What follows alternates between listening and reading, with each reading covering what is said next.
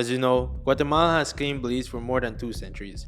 Even before Belize had its name, it has threatened invasion more than 3 times. Documented where the Guatemalans continue to invade Belize, whether it's their military or their civilians, they are in our waters and we continue to show signs of weakness. But Belize had stood its ground every single time, and Guatemala had nothing else to do but to back down. But this is where we ask ourselves, why? Guatemala's population is around 18.7 million, while Belize is only a little bit over 420,000. Yeah, I'm not a math expert, but they outnumber us by a lot, and I mean a lot. We have the Belize Defense Force, about 1,500 active soldiers, plus our Coast Guard, which adds another 500. Meanwhile, Guatemala has over than 20,000 soldiers, including their special forces known as the Kaibil, one of the most feared elite units in Central America. Yeah, those Kaibil, the same ones the cartels around the world recruit. So the question is, why haven't they invaded Belize with all that? I mean, they'd obviously win this battle on paper, right? Are they scared of the BDF? Maybe. Nah, I don't think so. But here's what I do know. They're not foolish. Well, maybe a little foolish when they start arguing that Belize is theirs. But the point is, they haven't invaded because even though Belize can't defend itself for long in a full-scale war, we are backed up by many countries and of course by our motherland, Britain. And yes, to all Belizeans watching this, even though we took the Queen out of our banknotes, we are still backed by Britain. She might not be on the $20 bill anymore, but trust me, they still got our back. So what would happen if they decided to invade Belize today? Like, right now? Well, first, they'll probably move in from the Sarstone River, where the BDF soldiers are based. They would outnumber and overpower them pretty fast. Like, that's the reality. But here's where things get interesting.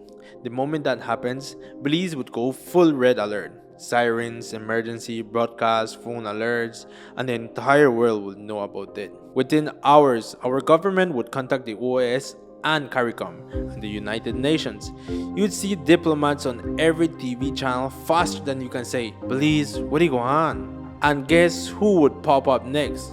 Yup, Britain. They might not be based here anymore, but the Royal Air Force has jets stationed in the Caribbean, and the British Navy still patrols the region. You'd think they'll just watch their former colony get rolled over? Nah man, they step in even just to show power. Then, you've got the US, who doesn't want chaos right next door. They'll pressure Guatemala immediately, probably with sanctions, and say, hey, stop it right now. And trust me, once the big countries get involved, Guatemala would realize real quick they just made a massive mistake. Now imagine the chaos online. TikTok flooded with everybody posting hashtag stand with Belize, influencers doing lives like, yo, Belize is getting invading and still vibing. Belizean would be making memes by the hour. We'd have soldiers trending, coconuts trending, even the tapir from the zoo would go viral.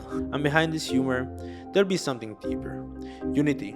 Because Belizean, when it comes down to it, we come together fast. Doesn't matter if you're from Corozal, Langrega, San Pedro. We all love this 8,867 square mile of paradise. You can mess with our rice and beans, but not our flag.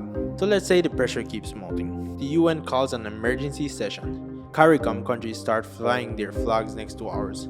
Mexico, Honduras, and even El Salvador say, hey, no, not today Guatemala. And before long, Guatemala's government would be backed into a corner. Isolated, broke from sanctions, and facing global embarrassment. They'll have no choice but to pull back. Maybe they say it was training exercise gone wrong. Maybe they'll try to save a face, but deep down they know they can't win this one. Because Belize doesn't fight alone. Our defense isn't just the BDF, it's international law, alliances, and Belizean spirit.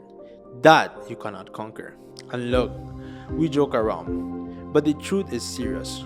War hurts people, families, kids, nobody wins. Even Guatemala knows that. That's why for over 200 years, they've threatened but never crossed the line. Deep down, they know what would happen if they did. And it's not a victory. So, maybe we're small, maybe we don't have thousands of soldiers, but we got something even stronger. Unity, pride, and the world watching our backs. So to every Belizean watching this, be proud, stay informed, and never forget we might be little, but we're loud, brave, and still here. Now go wave that blue, white, and red. And if you like this video, hit the subscribe button, because next time we're talking about why Belize national animal is a tapir and not like a jaguar. Spoiler, it's because a tapir minds its business just like us.